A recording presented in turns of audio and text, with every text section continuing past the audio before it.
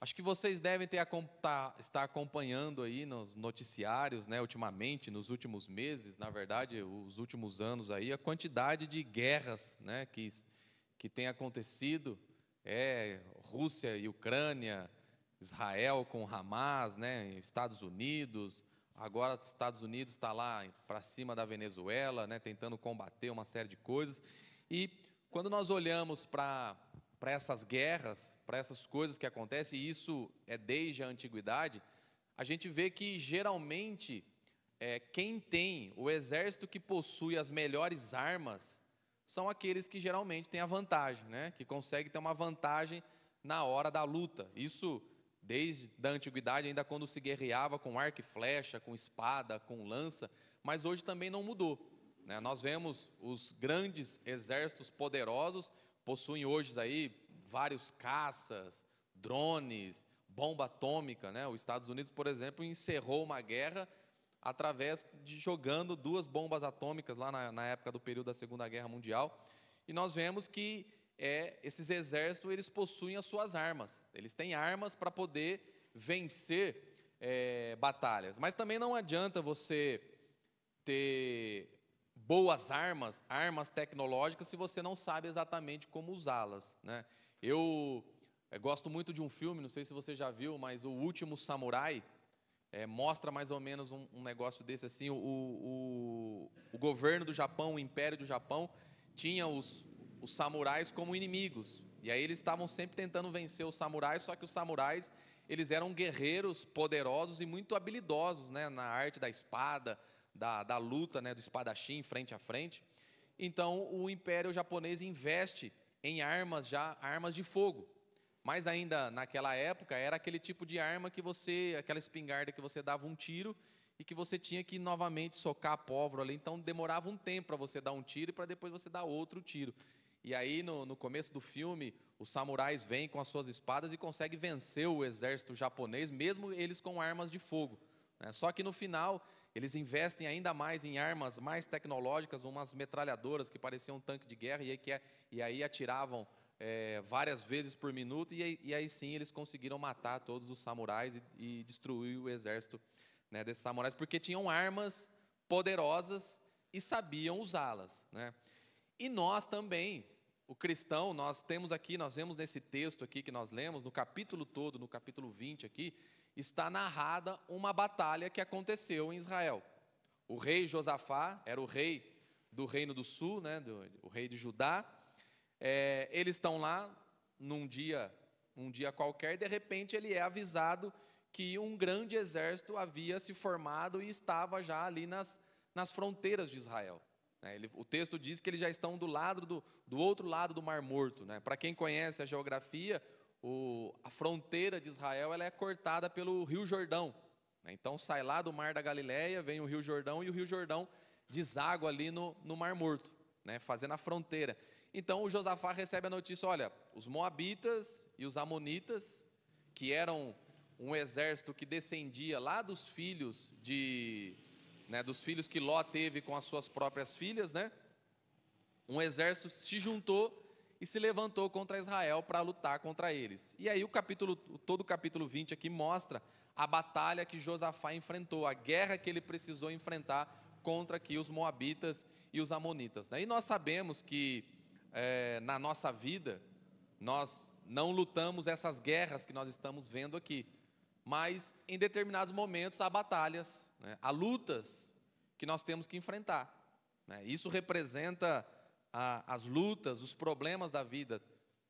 Volta e meia, algum problema insiste em aparecer, surge, e nós temos que enfrentar, né? Tem hora que não dá para virar as costas, correr e deixar o problema lá. Isso nós chamamos, né, das batalhas, as batalhas da vida, né? As batalhas que nós enfrentamos. E se tem uma coisa que é muito importante a gente saber a respeito das batalhas da vida, é que essas batalhas elas não avisam que vão chegar, não é verdade?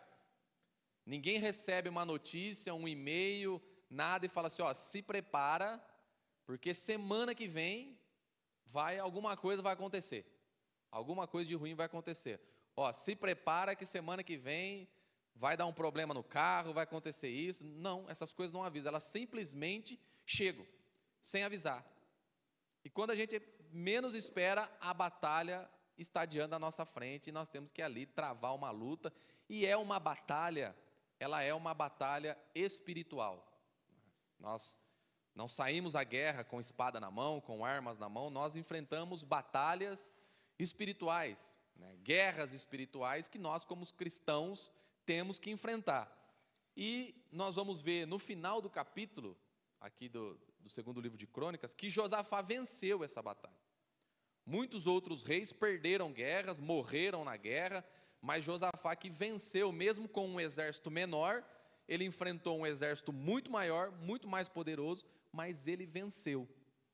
E nós vamos ver aqui as armas, quais foram as armas que Josafá enfrentou. Então, o tema da mensagem é as armas do cristão para poder vencer batalhas. As armas do cristão para vencer batalhas. O apóstolo Paulo escreveu na carta aos Coríntios, ele disse o seguinte, o homem natural não entende as coisas do Espírito, porque lhe parecem loucura, porque as coisas espirituais se discernem espiritualmente. Então, se nós enfrentamos batalhas que são espirituais, nós precisamos usar armas também espirituais.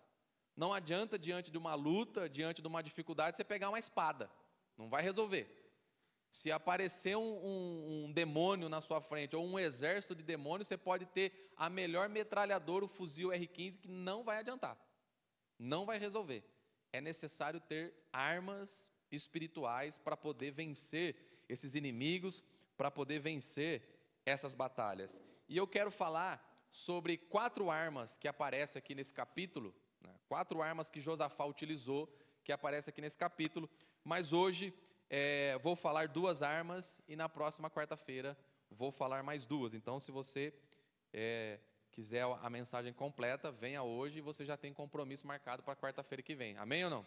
Amém. Muito bem. Quais foram então essas armas que Josafá usou para vencer as batalhas? Em primeiro lugar, a primeira arma que ele usou, jejum. Veja comigo novamente, aliás, leia comigo o versículo 3, nós lemos só até os 2, veja o que diz o versículo 3. Alarmado, Josafá decidiu consultar o Senhor e proclamou um jejum em todo o reino de Judá. Reuniu-se, pois, o povo vindo de todas as cidades de Judá para buscar a ajuda do Senhor. Como eu disse, as batalhas não avisam que vão chegar. Josafá não foi avisado previamente que um exército estaria se preparando e indo lutar contra ele. Quando ele recebe a notícia, o exército já está acampado ao redor de Israel, na fronteira, já pronto para passar a fronteira e para vir a batalha. Como eu disse, elas não avisam. Quando era um dia normal, como qualquer um outro, o rei estava lá com as suas obrigações, fazendo as suas coisas, mas de repente alguém chega e falou, rei, tem um exército poderosíssimo do lado de lá da fronteira, já está preparado para vir lutar contra a gente. O texto diz que Josafá ficou alarmado. O que significa isso? Preocupado, tenso, medo, com medo. Quem aqui que não fica, quem que recebe uma notícia e sai dando risada de uma notícia dessa? Uma batalha está diante dos meus olhos. Todo mundo fica preocupado. Por mais fé que a gente tenha, nós não podemos confundir fé com essas coisas. Ficar preocupado, ficar com medo, ficar tenso não significa falta de fé. O problema é o que nós vamos fazer depois. O problema é o que nós vamos, a atitude que nós vamos ter depois que nós recebemos a notícia.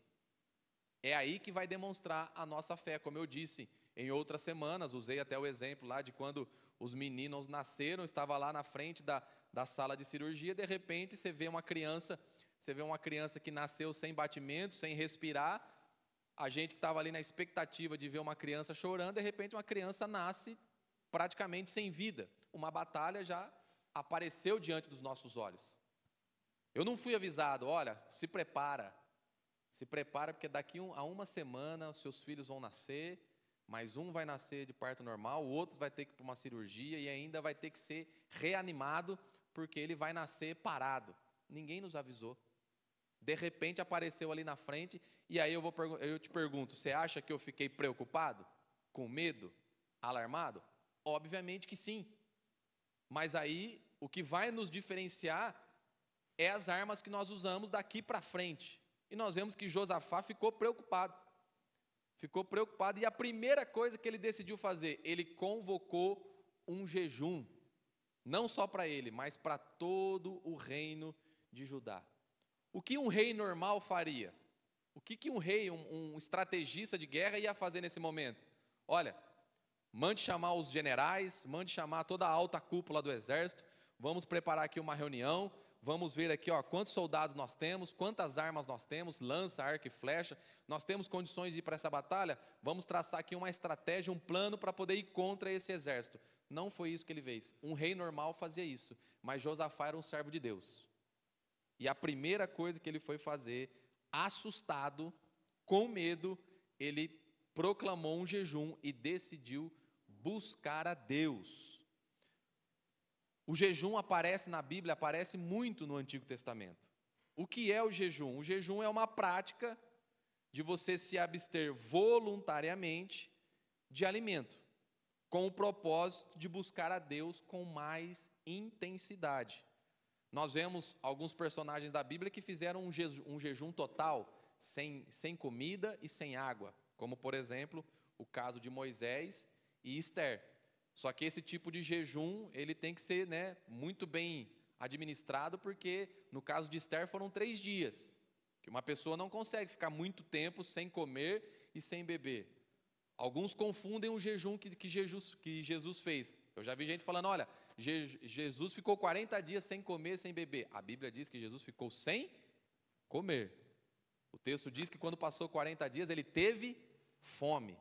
Então, 40 dias dá para ficar sem comer, mas ficar sem comer e sem beber são poucos dias.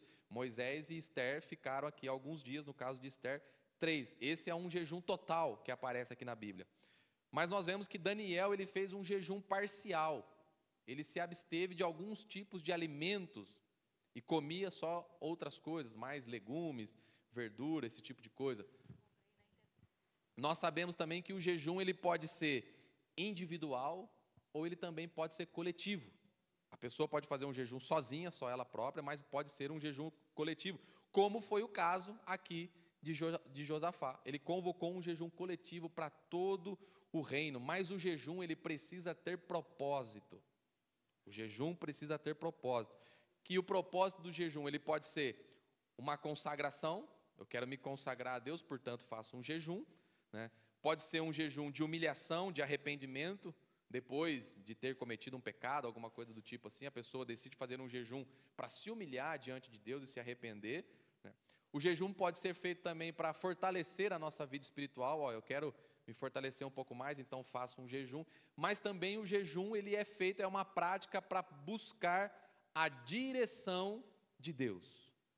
Buscar a direção de Deus com sabedoria. Foi exatamente o que Josafá fez aqui. Ele não sabia o que fazer, estava preocupado, estava com medo, e ele proclama esse jejum aqui para poder buscar a direção de Deus, para saber o que ele iria fazer por uma batalha que estava se aproximando. Quando a gente jejua, a gente tem a certeza de que Deus vai fazer alguma coisa em nosso favor? Não. O jejum não é a certeza, mas é uma atitude de devoção, é um reconhecimento. Eu estou me preparando. O jejum ele não muda Deus, mas ele muda quem jejua. Está me entendendo ou não? O jejum não vai mudar Deus, mas muda a gente. Muda aquele que está jejuando. Aquele que está jejuando, ele se aproxima de Deus. Ele melhora a sua sensibilidade espiritual. Em outras palavras, nós podemos dizer o seguinte, que o jejum ele afina a nossa frequência com a frequência dos céus. Ele melhora o nosso ouvido para poder ouvir melhor a voz de Deus. A gente está vivendo a nossa vida na correria, no trabalho, um monte de coisa, preocupado com isso, preocupado com aquilo. E se nós precisamos precisamos da direção de Deus, o jejum ajuda isso, a gente parar por um momento, sacrificar um pouco a nossa carne para poder ouvir melhor a voz de Deus. Então, quando uma batalha surgir diante da sua vida, diante de você. Eu não sei se você já está enfrentando uma batalha. Eu sei, o que eu posso dizer é que todo mundo aqui já enfrentou alguma batalha na vida, não é verdade ou não? E nós sabemos que, infelizmente, outras virão. E se algum dia alguma batalha vier diante de você, se colocar diante de você, use essa arma poderosa para poder vencer, o jejum. Através do jejum nós recebemos a direção de Deus. Deus vai nos direcionar, vai falar, ó, faz isso, faz aquilo, faz desse jeito, faz aquele outro. Quando você se sentir perdido, não saber o que fazer, sem ter certeza do que precisa fazer, pare um tempinho, vá jejuar por um tempo específico que você mesmo pode determinar, ou às vezes até mesmo Deus pede, né, para a gente, olha, eu quero que você faça um jejum de 7 dias, 21 dias, 40 dias, ou então eu quero que você tire determinado alimento da sua vida por um tempo indeterminado. Tem gente que eu já ouvi gente falando que Deus pediu para tirar o café, outros para poder tirar um doce, porque são coisas que dominam no nosso dia a dia que a gente não percebe. E quando a gente tira esse tipo de coisa, a gente enfraquece a nossa carne e a gente passa a ouvir mais a Deus. Então, quando nós jejuamos, Deus, Ele nos dá a direção. Ele vai dar a direção daquilo que nós precisamos fazer. O jejum é uma arma poderosa, é uma expressão de entrega total a Deus. Ele nos ajuda, como eu disse, a silenciar a carne. Às vezes a carne, o volume da carne está muito alto, está gritando, né? E a comida ajuda. Quem aqui nunca passou por um momento tipo assim, eu não quero comer, a hora que você vê, comeu. Essa semana eu não vou comer doce. Alguém já passou por isso? Essa semana eu não vou comer fritura. Quando vê, é terça-feira, você está com um balde de torresmo, né? Comendo torresmo, batata frita, né? Essa semana eu não vou comer doce. Segunda-feira tá lá no Legaban comendo uma torta holandesa, né? Olha aí que bênção, né?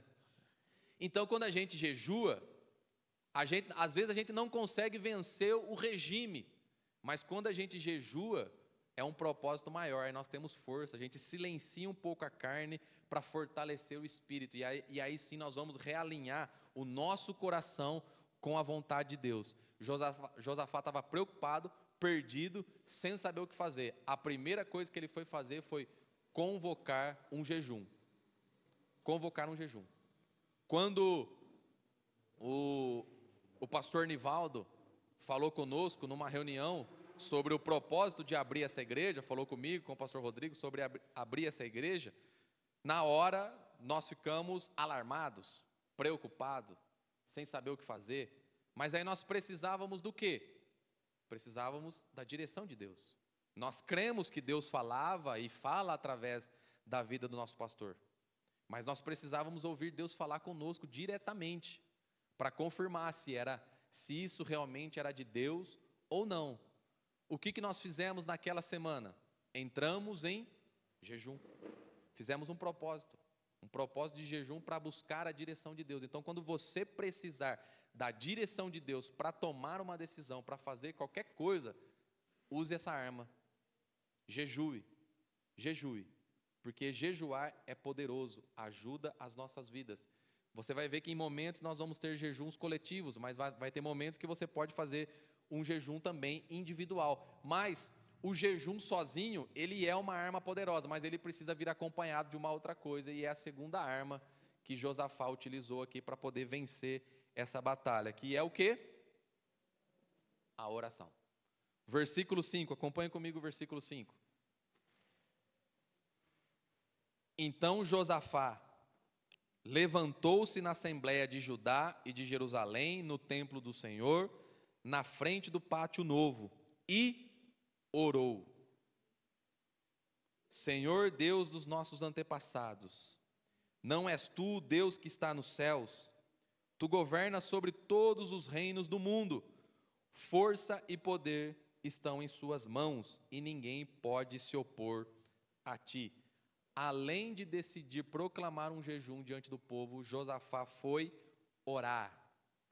O jejum precisa vir acompanhado de oração. O jejum é uma arma, mas somente jejum sem oração Jejum sem oração se torna o quê? Dieta, regime. Não adianta você falar, olha, eu estou em jejum, mas não tira um tempo para orar, para falar com Deus, para ler a palavra e principalmente para ouvir a Deus. Você já percebeu que a gente gosta muito de falar, né? Mas e de ouvir? Às vezes a gente fala assim, o seguinte, olha, eu estou sem tempo para orar, mas a gente ora durante o dia todo, né? Você ora durante o dia todo? Eu oro dirigindo, eu oro tomando banho, eu oro trabalhando, né? Às vezes alguém fala assim, ó, estou precisando de oração, ora pelo irmão tal, estou trabalhando no meio do serviço, ali do jeito que eu estou fazendo, Senhor, abençoe esse irmão que está precisando. Eu não preciso parar o que eu estou fazendo e ali ir num cantinho, numa sala separada para orar. A gente pode orar o tempo todo. É importante ter um momento com Deus, mas orar, você pode orar o tempo todo, durante todo o dia, enquanto você estiver viajando, dirigindo, fazendo o que for. Mas às vezes, parar para ouvir a Deus aí é diferente. E é algo que às vezes a gente acaba falhando, porque a gente ora e sai, né? Ou então a gente ora e vai dormir, né? Não é assim a oração da noite, no final da noite? A gente faz a oração de agradecimento do dia, né, pedindo para Deus abençoar o dia seguinte, e logo em seguida o que a gente faz? Dorme, né? Quando não, a gente faz aquela oração rápida, né? Com Deus eu me deito, com Deus eu me levanto, né? Com a graça de Deus, do Espírito Santo, amém, né? Não é assim? E aí, de repente, já no final da oração já está dormindo. Mas o jejum ajuda a gente a ouvir a Deus. Porque quando eu estou em jejum, eu tiro um tempo para orar, para buscar a Deus na sua palavra, eu tenho um tempo para ouvir Deus falar conosco. Deus falar com a gente, para Deus nos dar a direção que nós precisamos, para Ele falar o que a gente precisa ouvir. Então, o jejum precisa vir acompanhado da oração. Isso aqui é como se fosse, jejum e oração são armas, eu comparo ao arco e a flecha. Você precisa, né, a flecha ela é poderosa se você tiver com um arco. Se você pegar a flecha, se fosse só o jejum, você pegar a flecha e lançar com a mão, você vai ferir alguém? Dificilmente. É preciso do arco também. Então, o jejum precisa vir acompanhado da oração. E nós vemos aqui que Josafá, ele convoca o jejum, ele pede para o país inteiro jejuar, e logo o que ele faz em seguida, ele vai orar. Ele vai diante do templo do Senhor, da casa do Senhor, e começa a sua oração. Nós vemos que a oração, ela vai do versículo 6 até o versículo 12. A oração de Josafá é do versículo 6 até o versículo 12. Se você ler o que está no texto, não vai dar tempo da gente ver tudo isso agora, mas parece que Josafá está lembrando a Deus de alguma coisa, porque ele começa a contar uma história. No meio da oração ele começa a contar uma história, ele começa a contar a história de Israel para Deus. Ele começa a falar desde a saída do Egito, ó Senhor, Tu és poderoso, lembra-te de quando tiraste seu povo do Egito, trouxeste a essa terra, né? O Senhor não permitiu que a gente destruísse os edomitas, e agora eles estão vindo contra a gente, né? Recompensa eles porque eles estão fazendo. Parece que Josafá está tentando lembrar para Deus o que aconteceu, mas não era um lembrete para Deus, porque Deus não precisa ser lembrado, e sim para mostrar nessa oração que Josafá sabia o Deus que ele servia. Ele sabia o que Deus havia feito. Então, quando batalhas surgirem e aparecer, jejue e ore. Veja o versículo 12. No final da oração de Josafá, olha o que ele diz: ó nosso Deus, não irá tu julgá-los, pois não temos força para enfrentar esse exército imenso que está nos atacando. Não sabemos o que fazer, mas os nossos olhos se voltam para ti. Josafá foi jejuar e orar, e ele falou para Deus, pediu a direção de Deus, primeiro, porque o exército era mais poderoso, eles não tinham forças e armas suficientes para enfrentar aquele exército.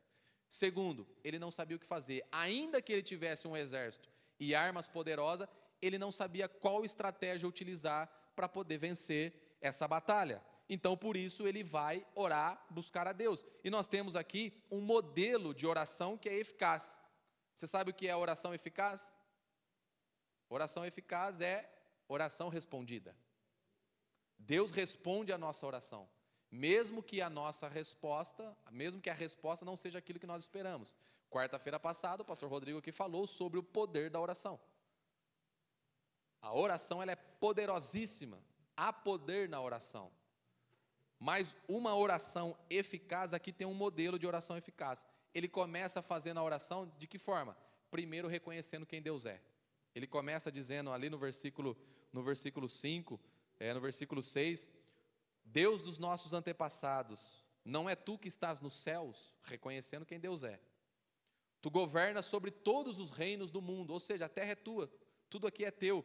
Força e poder está nas suas mãos, ou seja, não tem nada mais poderoso do que o Senhor. Ele começa a oração reconhecendo quem Deus é. Esse é um modelo eficaz de oração. Quando nós formos orar, comece orando, reconhecendo quem Deus é. Você sabe quem Deus é e aquilo que Ele fez. Josafá começa dizendo quem Deus é e ele depois continua dizendo aquilo que Deus fez. Tirou o povo do Egito, trouxe até essa terra, nos deu esse lugar aqui. Ele vai mostrando quem ele sabe quem Deus é. Depois de tudo isso, é que ele apresenta o quê? A petição.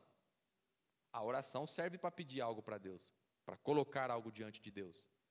As necessidades, as lutas. Depois que ele reconheceu quem Deus era, que ele fala para Deus, ele então fala, ó Deus, tem um exército gigante aqui atrás, está na nossa cola.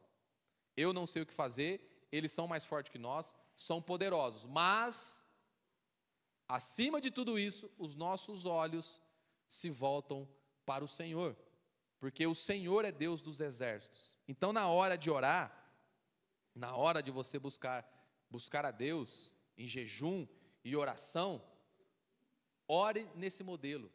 Se você for olhar a oração do Pai Nosso que Jesus ensinou, começa da mesma forma. Como é que começa a oração? Pai Nosso que estás no céu, santificado seja o teu nome, venha a nós o teu reino, seja feita a tua vontade, assim na terra como no céu. O que ele fez aqui? Qual foi o modelo? Primeiro eu estou falando de quem? Do Pai, é Ele. Depois ele vem o quê? O pão nosso de cada dia, dai-nos hoje. Depois ele apresenta a petição a Deus, aquilo que ele precisa. Esse é o modelo de oração. Só que veja bem, a oração, ela não pode ser uma alternativa. Muita gente utiliza a oração como uma alternativa. A oração tem que ser o ponto de partida. Antes de qualquer coisa, antes de fazer qualquer coisa, o que nós devemos fazer? Orar. O texto diz que Josafá não sabia o que fazer, o exército era grande, era imenso, e ele não sabia o que fazer, ele estava com medo. Ele não fez reunião com o exército, tomou decisões, foi para a batalha, viu que não deu certo, e depois então, então vou orar. Tem gente que faz desse jeito, não, primeiro eu vou fazer do meu jeito, vou tentar aqui com as minhas próprias forças, tento resolver da minha maneira, quando vê que não deu certo, faz o quê? Deixa eu orar então, buscar a Deus. A oração não pode ser uma alternativa. Nós não podemos orar depois que nós esgotamos as nossas possibilidades. Nós não devemos orar depois que tentamos resolver os problemas do nosso jeito, com a nossa inteligência, com a nossa capacidade. A oração tem que ser o primeiro passo, antes de fazer qualquer coisa. Primeiro eu oro, depois eu vou agir. Primeiro eu vou orar, depois eu vou ver o que Deus vai falar. Aí então eu tomo decisões baseadas na direção de Deus. Mas tem gente que quando chega a batalha, já sai fazendo, já sai falando, já resolve todas aquelas coisas, depois volta, pastor, me ajuda. Situação piorou. O que já estava ruim piorou. E a gente está sempre falando aqui, meu irmão. Você está cansado de ouvir, eu sei disso. Você já sabe, mas não custa lembrar. Primeiro a oração. Vai orar primeiro, vai orar. É por isso que a gente sempre fala, e eu falei durante mais de 10 anos da minha vida, quando eu era líder de jovens. O jovem, o adolescente vinha conversar com a gente, porque queria o quê? Namorar. O que a gente falava? Vai orar. Primeira coisa, vai orar. Mas eles ouviam a gente? Nem todos. Alguns poucos ouviam, mas a maioria naquela ânsia, no desejo, da paixão, que acha que estão, né, morrendo de amor, não é assim? Jovem adolescente não acha que vai morrer de amor, apaixonado, depois passa um tempo, vê que era cilada, né? O presente de Deus vira livramento, né? Quantas vezes a gente vê na internet lá, eu e o meu presente de Deus, aí de repente, uma semana depois, posta um versículo lá, né? O Deus que dá livramentos, o Deus que me livrou do laço do passarinheiro. Se tivesse orado antes, Deus ia falar assim, ó, sai fora que é bucha, chuta que é laço. Se você for orar, vai buscar, Deus vai responder. Mas eu já vi jovem que orou 5 minutos e Deus confirmou. Não, pastor, orei, falei com Deus, Deus confirmou que é ele, Deus confirmou que é ela. Ah, confirmou em 5 minutos, em um dia, em 1 hora. A gente já sabe qual é o resultado. Passa um tempo, depois está lá. O presente de Deus virou livramento. Quando é de Deus, Deus ora não, né? Nós oramos e Deus responde. Tem um casal de jovens lá da igreja, lá da central, né, que eles eram ali por volta dos 19, 20 anos, já eram mais responsáveis. Eles estavam orando para poder namorar. E em um determinado momento a menina chegou para o menino e falou assim, olha, nós estamos orando, só que oração é oração, viu, gente? Não é, eu estou orando, mas estou beijando também, né? Não é assim que funciona. Orar é orar, né? Depois que vai dar, se Deus responder, dá o próximo passo. A menina chegou para ele e disse assim, olha, Deus falou comigo e falou que é para a gente parar de orar, que não é o momento da gente começar a namorar. Foi um baque para o menino e foi um baque para todos nós da igreja, porque eles combinavam. Eles davam certinho, sabe? Um combina com o outro, casalzinho bonitinho. Todo mundo falou, nossa, poxa, que pena, né? Os dois, né? Que legal. Ouviram a voz de Deus e se separaram. Passou, acho que 2 ou 3 anos, eles voltaram a conversar e Deus falou para eles, agora vocês podem começar a namorar. Começaram a namorar, estão casados, têm filhos, tem uma filha hoje, a Paloma e o Tiago, né? Um casal que resolveu ouvir a voz de Deus, foi orar, foi buscar. Agora, pergunta para mim o porquê que Deus falou para parar de orar alguns anos atrás e depois de alguns anos podia voltar para orar, eu não sei te dizer.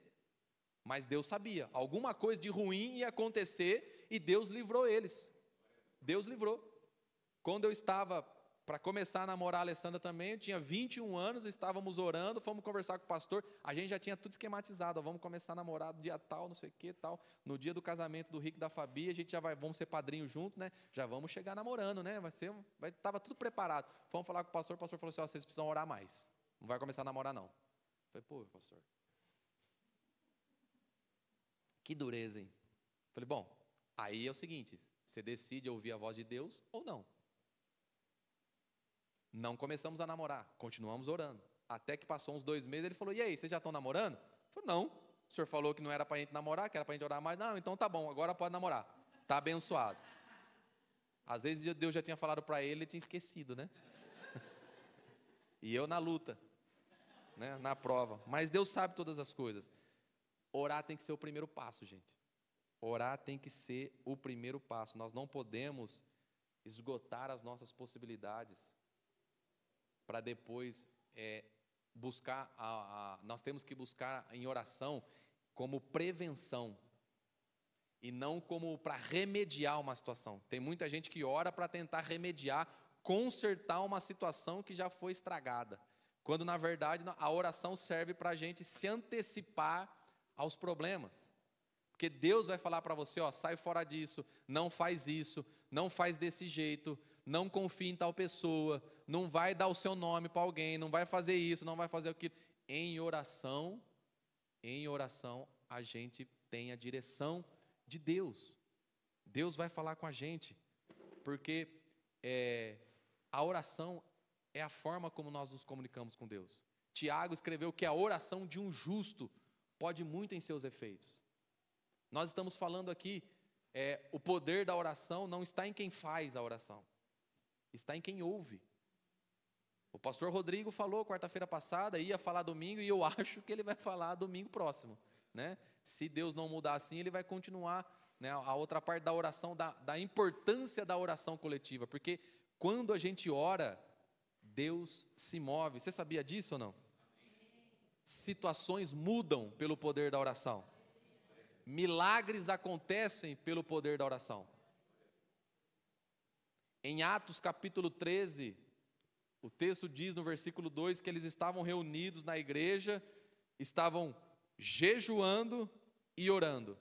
E de repente, no meio da oração, Deus falou o seguinte: olha, separa para mim Barnabé e Saulo para a obra missionária que eu tenho chamado para eles. Ou seja, respostas chegam através do jejum e da oração. Então, quando uma batalha chegar diante de você, quando os inimigos te cercarem, quando as situações difíceis aparecerem diante de você, lembre-se do jejum e da oração.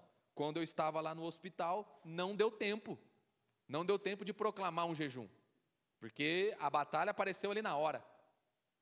Não deu tempo de eu falar para o médico: ó, segura um pouquinho que eu vou jejuar. Aliás, já estava em jejum já umas 4, 5 horas mais ou menos, né? Mas é pouco, não serve. Não dava para falar: ó, tem como esperar aí que eu vou fazer um jejum de 7 dias? Não dava para gerar, não dava para esperar. Mas na primeira instância, a primeira coisa que eu fui fazer, fui orar, fui falar com Deus, diante de uma mesa de cirurgia, de médico correndo para lá e para cá, um desespero, gente gritando, médico chamando a atenção de enfermeiro, médico dando bronca no outro médico, porque o outro médico não chegava para ajudar, uma situação, uma loucura, uma batalha muito grande. Mas eu, diante daquilo, o que eu poderia fazer? A principal coisa, orar, falar com Deus. E Deus ouviu a minha oração. Se Ele ouve a minha, Ele ouve a sua. Então, você pode se desesperar, você pode ficar preocupado, mas não deixe isso tomar conta da sua cabeça. Não deixe o desespero, o medo, a ansiedade tomar conta de você. Você pode até ficar preocupado, mas lembre o seguinte: primeira coisa que eu vou fazer, eu vou orar, vou buscar Deus. Vou falar com Deus porque eu sei quem Ele é e vou falar para Ele sobre aquilo que eu estou passando, né, sobre aquilo que eu estou vivendo, em nome de Jesus. Você está me entendendo, meu irmão? Amém? Vamos ficar de pé então para a gente orar?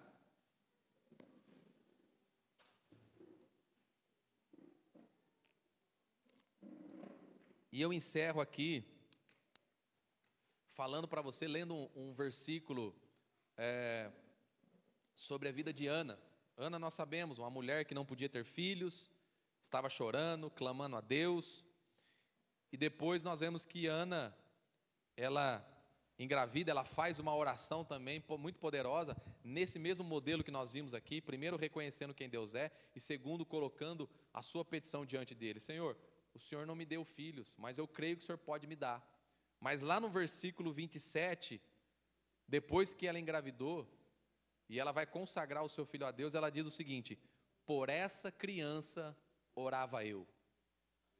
Por essa criança orava eu, e o Senhor concedeu-me aquilo que pedi.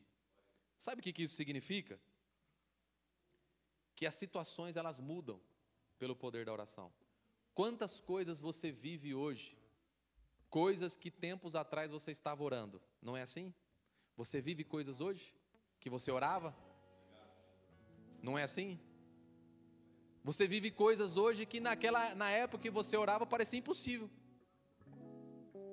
Você está vivendo coisas hoje, desfrutando do milagre de Deus, desfrutando das bênçãos de Deus, coisas que lá atrás pareciam que eram impossíveis, mas você buscou a Deus, você orou e Deus te respondeu. E Ele fez aquilo que é melhor. Por isso que a palavra do Senhor diz: Ele é poderoso para fazer infinitamente mais daquilo que pedimos ou pensamos.